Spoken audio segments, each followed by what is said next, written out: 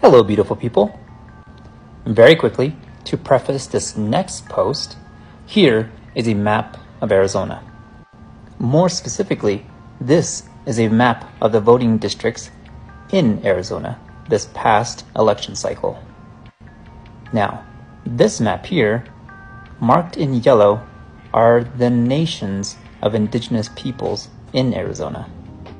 Can you see how it's divided up?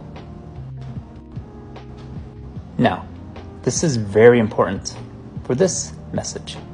Arizona House Bill 2023. This is part 3 in my series on understanding critical race theory. This law's design, HB 2023, makes it harder for people to vote in the state of Arizona. And not only is it entirely based on the false notion that the 2020 presidential race was stolen, it is plainly racist. In fact, the United States Circuit Court of Appeals ruled that HB 2023 makes it unreasonably more difficult for people of color to access the ballot box. For example, Native Americans in Navajo Nation are made especially vulnerable by this law, which makes it illegal for people living in, say, rural areas to give their ballot to a friend who's going into town. In other words, the impact of this law will be disproportionately felt by people of color. This is systemic racism. This current law was argued all the way up to the Supreme Court last week, where it was, let me check my notes here.